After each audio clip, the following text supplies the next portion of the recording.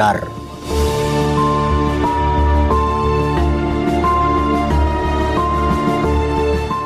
Gantaraken Mahabharata Kawedar kanthi lampahan Dinasti Wangsa Bharata seri setunggal. Ilustrator Agilan Danik Rahmawati. Editor Firmana Setiabudi. Pandongeng Ki Ngabei.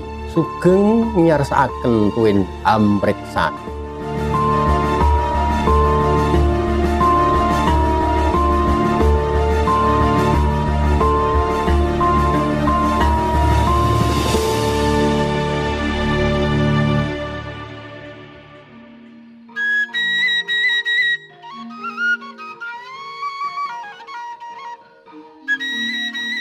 Gantanging kandha pintring kang munggel kawi ing negari Ngastina. Lampahan gegering sedanipun Dewi Ambus datan kacarita. Sadaya kawungku dumateng pikraman agung Haping Prabu Wicitrawirya kaliyan garwa kekalih aninggih Dewi Ambika lan Dewi Ambalika. Rukun denyamangun wulan madu nalika samana anggung smanding garwa kalih Dewi Ambika tuwin Dewi Ambalika. Lir satpa Tengson tumileng mango lati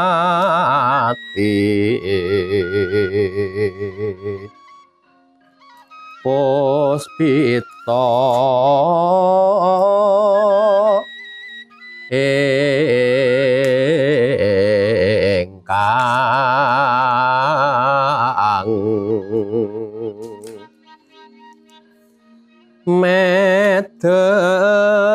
medemendah kang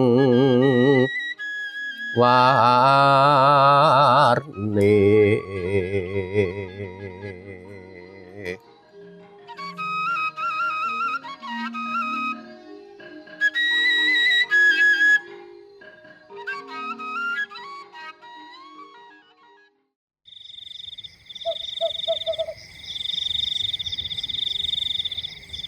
Duh sinuwun bingahing para putri menika menawi kinersakaken dening kakung sampun sawetawis ratri anggen kula paduka menika wulan madu kenging menapa kok namung kendel kemawon. Nuwun inggih Kakang Mas, mbok inggih monggo to.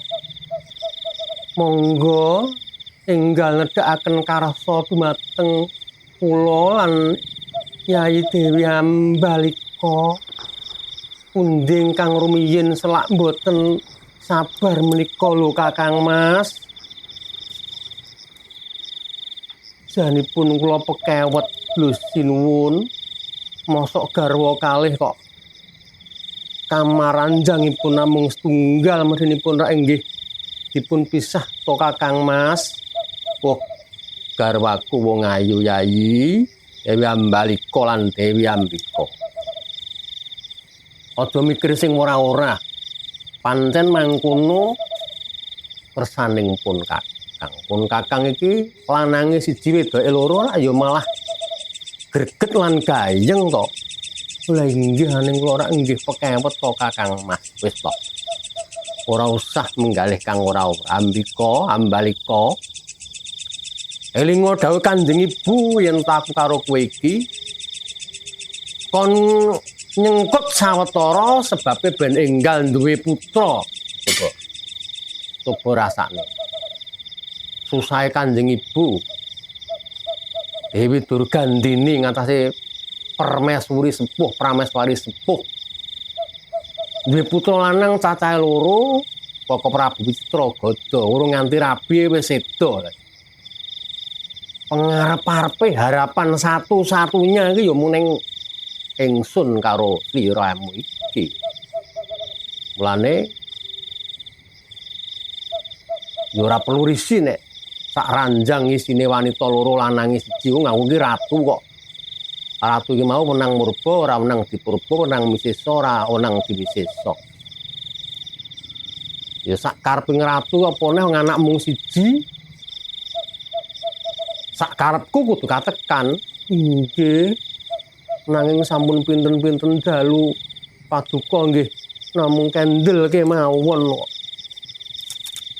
Kene. Kene, Gong. Reng, apa? Lah ya awake dhewe iki aneh iki entuk gawean sing rada aneh. Aneh piye?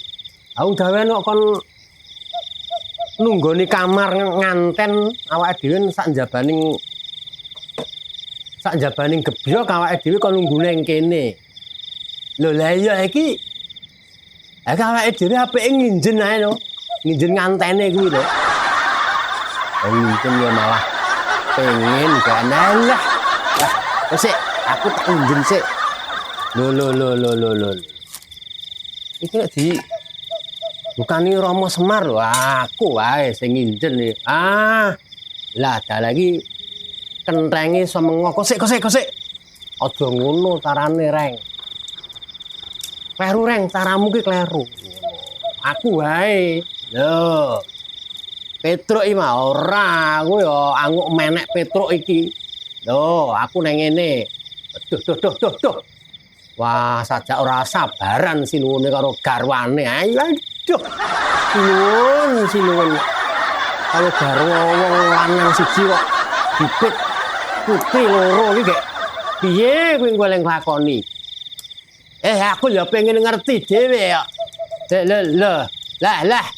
Lah iki gendenge malah mengo. Lho. Sik. Iki abot. Abot nek cah loro abot. Lho. Lah. Nah, ambruk. Wong nek bojo wong nginjen kok malah rombongan. Badalah. Padha ngopo iki? Padha ngopo? Lho. Kula menika rak netepi wajib dipunutus ingkang ibu njaga kamar nganten. Padha nginjen ya mboten. Lah kaya-kaya munggah ning gendeng bareng mboten niku tikus niku wau sanes wong nginjen. Mboten wonten ingkang wonten nginjen kok niku. Jenenge ratu kok sing nginjen sinten pun beres. Kula tenggani teng Jawi kemawon. Pun sekecakaken kemawon monggo, mlebet kamar kemawon, mboten perlu ngurusi gorem teceker niki. Aduh. Wah, sikilku lara tuh. Lah iya kowe kuwi kok dadak menek aku barang. Jane iki mau wis meh dalukar busana gara-gara Petruk kuwi. Wah, iku sing gawean ra teka kuwi ya Rama Semar kuwi. Dole. Aku tak melu nginjen tole. Oh, kuwi neh wis. Ora to, Mo? Lah wong nganten kok dadak ditunggoni iki maksude apa? Oh. Sing bodho ki ya kowe kuwi. Nganten kuwi mau iki ora nganten sembarang nganten iki nganten nanging sinuwun sing bakal neteske wiji luhur. Nek mung ngantenmu ngono iki sinuwun sing arep neteske wiji luhur saka dawuh Kanjeng Ratu Durgandini putrane sinuwun Citrawirya ki mau digadang-gadang nglungguhi keprabon dadi ratu ana negara Ngastina. Mula aja nganti ana sawan daru beksi. Aja nganti tekan kene. Lah kok njut aku karo Gareng karo Bagong iki maksude piye? Sing jenenge sawan kuwi ya Le ya. Sawan ki mau wedi karo wong ujil bajang. Ujil bajang onjo-onjo. Dah. Ya apa to mau ngerkasakne aku. Oh kon nunggoni kamar nganten. Kosek to kita omong. Sawan penyakit sing bakal tumiba nganten tenung jengge santet mau wedi karo sing jenenge wong Ponokawan. Ponokawan iki wong sing aneh-aneh kaya aku kowe iki. Aku iki jenenge bucu, awakku njembluk bener kaya ngene iki. Terus aku kowe iki jenenge wong mujil, cilik bungkik. Umurmu karo apa awakmu iki mau beda. Aku wong ujil. Lah aku kowe iki jenenge wong onjo-onjo. Dhuwurmu kliwat, gedhemu kliwat. Lah aku mah, aku iki golongane wong cebol. Cebol ujil onjo-onjo iki mau dadi kuat. Kan aku nganti nemplek ning ngantene kuwi. Lah ora nemplek ning nganten kok gene nemplek nang aku. Ayo. Ora apa-apa nemplek-nemplek nek kowe. Ayo wis kan. Kere. Mudar-mudar nek Punakawan aja sinuwun ya. Lah yo kuwi dadekno Punakawane pelune ya kuwi kok. Wah. Wis sangop. Lagi jam 11 bengi kok wis sangop. Aku ki kelingan jaman nalika aku dadi nganten ben-ben ya. Karo ibune Nolawati kuwi si Warneng Dyah. Jenenge sapa bojomu, Kang? Warneng Dyah. Lah ndek ndek gawe kok jagung no piye? Warneng Dyah. Iku jenenge wong tuane jenenge ya ngono kuwi.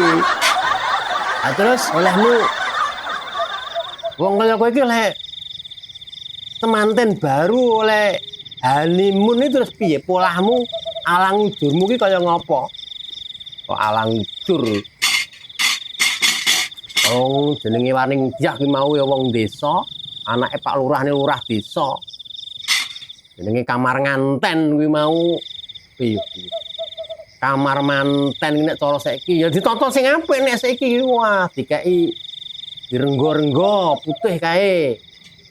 Karo paniti busana, kasure ya putih disebari kembang. Wis saiki nek jaman biyen ora. Kamar nganteni kono malah penuh karo bekas-bekas sing panganan-pengangan kuwi. Sumbangan-sumbangan wawane gori kok ning kono, beras, jagung. Coba. Nah, bareng kepeksa bojoku ki turu ning kono. Adine ya melu turu ning kono, mbahne ya melu, mbok dene ya melu. Oh, ngono ya Kang, ora beruntung lah. Kok terus piye? Nah. Bareng gregeten men ora do nyawang aku ki lampune terus tak pateni tak kempus bet. Aku nyedak bojoku. Lah kok mbahe malah sing tangi. Arep apa to Le, sabar dhisik. Iki sih duwe gawe kaya ngene.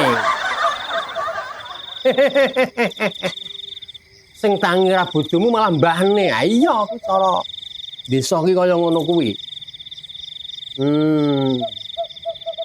Lah nek kowe Gong, sing paling indah ora kaya malam pertamaku kuwi lho. Wah, jan romantis tenan. Malam pertamamu piye? Wis kuwi romantis. Wah, dasare ya bojoku kuwi ya mbokne Bagiman ki ya dulu rawat dadi pengalaman karo daharan-daharan sing iso merangsang syahwat iki. Supaya aku aja nganti ndeledek ning kamar tidur iki. Ana ranjang ngono wis ditata ngono. Wah iki apik tenan iki, Kong. Nah terus wah aku diombeni ndok bebek. Telu, entek telu. Pancen gayane ndok bebek kuwi marai bisa membangkitkan syahwat. Mermune engko men ora nguciwani terus karo maratuwaku aku ya digawakne madu ya kon ngombe. karo adikku ipe gakne beras kentur ya kon ngombe sisan. Lah terus piye kuwi? Lah kuwi piye. Wah kuwi mendah kaya ngopo olehmu malam pertama karo bojomu le? Malam pertama piye? Oh ngawi aku malah kelenger kok, Cuk. Oh kokean sing mbok ombe kuwi mau nduk bebek entek telu. Enek madu eneng malah modar sisan. Ha iya aku ya mau manut bojoku kuwi aku iki malah turu tekan esuk. Jadi ora sida malam pertama kuwi. Oh wis kere.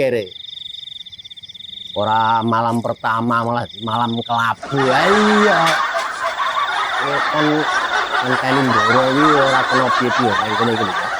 Wis saiki nek turu gentenan ngono apa ora iso to, Tuk? Aja. Engko nek turu gentenan engko nek diangklangi Kanjeng Ratu Durgandini piye jal? Gak diseneni ae. Cetha nek disenani lho iki padha lek-lekan. Lek-lekan karo nembang ngono Petruk kuwi sing suarane apik. Nah. Oke. Suwening cerita wayang aku ya urung nate nembang kok. Kawruh ana wong priya sayekti. Yo. Lamun arsa angupaya garwa dipetitis pamilihe. Kawruh ana wong priya sayekti yen golek bojo dipetitis pamilihe. Aku dadi rungokne kuwi si firman barang wis sing urung rabi iki. Aja kenggo wong ayu. Kaping pindho milik wong sugih. Wis ta. Iki tak urus ya. Ayu ki gaya tarik kok malah ora entuk kenggo iki piye. Sing darane ayu ku ya ta. Fir. Reng. Ayu so linggane tembung hayu. Tegese wanita sing apik lahir lan batine ngono. Saiki arep nyandang ayu glewo-glewo. Wedake kandel, bengese ya kandel. Moro-moro bareng mangan entek telung piring lho. Kuwi wis suda ayune kuwi suda. Saka kedokone le mangan kuwi mau. Oh ngono ya. Kuwi jenenge apa kae? In beautiful ngono kae. Ngono kuwi. Ayu ngono saka jero.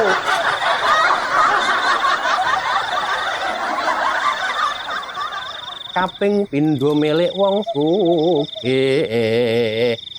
Aja mung goleki maratuwa sing sugih. Ngono. Sik. Iki kok rame-rame ning rame wong wis tanding bergumul ora karuan kok kosik. Kosik mung swara tangis kok bergumul piye to? Kosik ta iki piye iki janjane? Ha sik. Coba di Matke sik aja mung klongkongan nembang wae.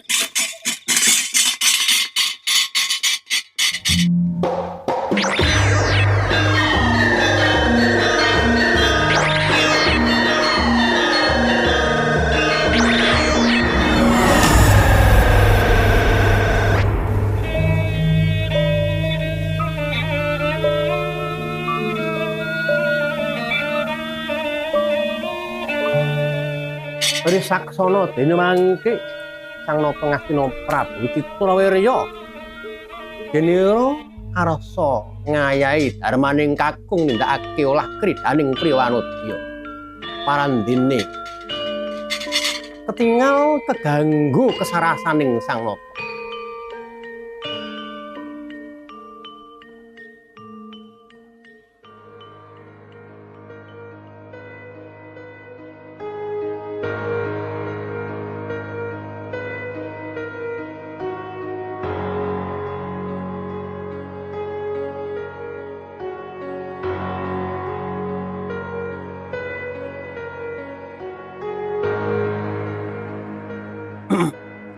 Aduh Yayi, sesak dadaku Yayi, sesak dadaku Ambaliko. Aduh, kados pundi sinuwun? Kok malah gerah menika kados pundi? Aduh, Yai, pancen pun Kakang mau wis gerah rada suwe. Dadaku sesak kacarita.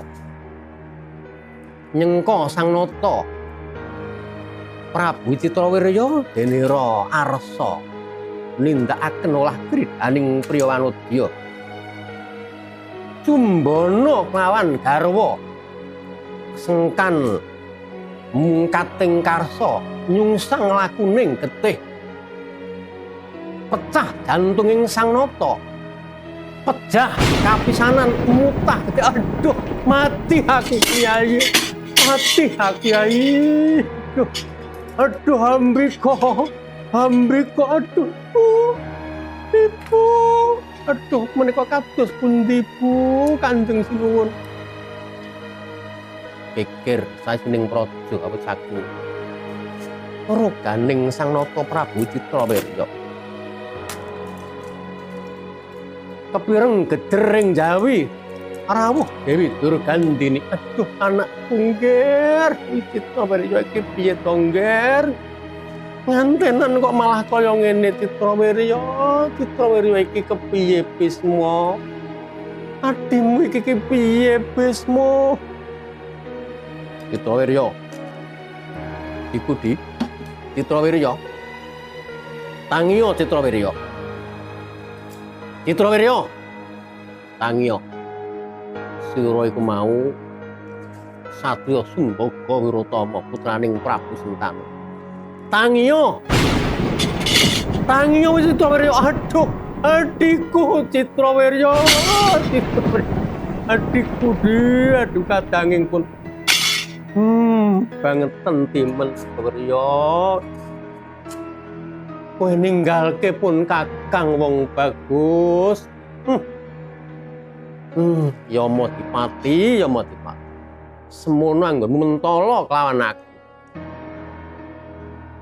Kok jikuk bapakku, kok jikuk adikku Citragada.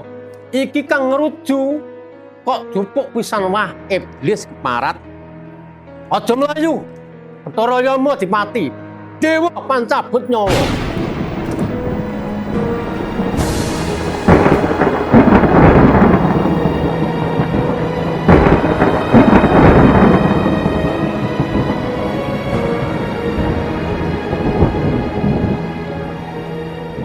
Geger saking praja Garingastin. Kedayan sedanipun Prabu Citrawirya ingkang kagadang-gadang menata ing negari Ngastin. Udan tangis banjir prihatin Kanjeng Ratu Durgandini. Tuwin Sang Prameswari kalih wayang wuyungan.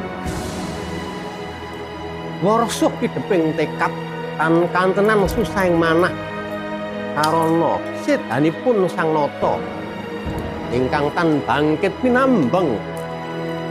Sinten ingkang saged nyegah sinten ingkang saged ngalang-alangi datenging pepejah dalasan para kawula dasih sakedaton sami nangis andrenginge udan tangis banjir prihatin.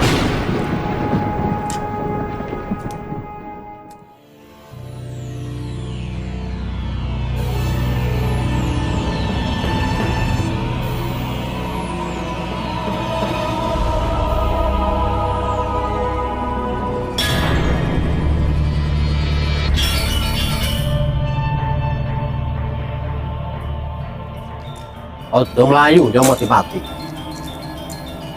Aja mlayu Yama Dipati. Sira weruh lawan jeneng ulun Dewa Brata. Aja kok sebut anake Betari Gangga yen ora iso nyawang dapurmu. Aja mlayu kaya ngono. Lho. Lah kowe iki arep ngopo, Bisma Dewa Brata? Pancen aku ngerti kowe iki wong pengpeng. Kowe wong pati ning aja nyampuri pakaryanku. Pakaryaning Yamadipati padha karo malaikat Israil nyabut nyawaning titah kang padha ngedhep marang Bathara. Wis aja kokean. Balekno sukmane adikku Citrawirya. Lho,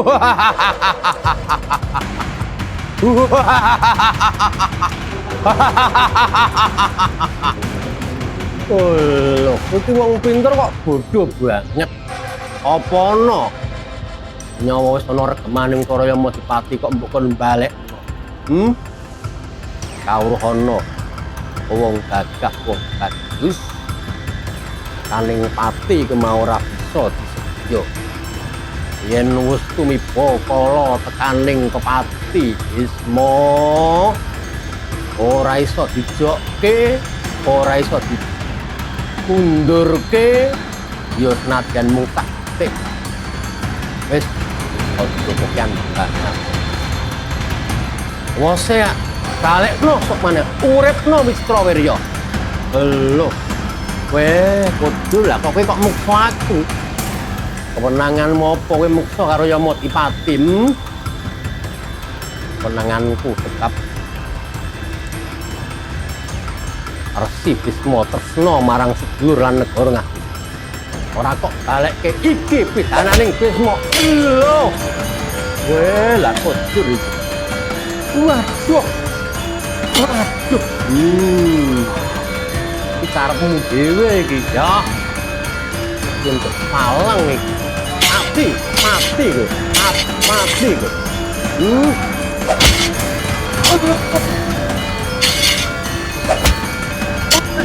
Yo. Iya. Mati aku.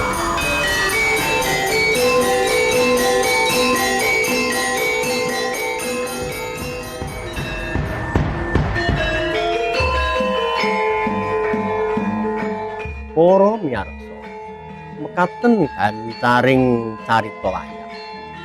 Ingabisa kandha nyuwun pamit. Mugi pangganing minggu ngajeng. Nuwun.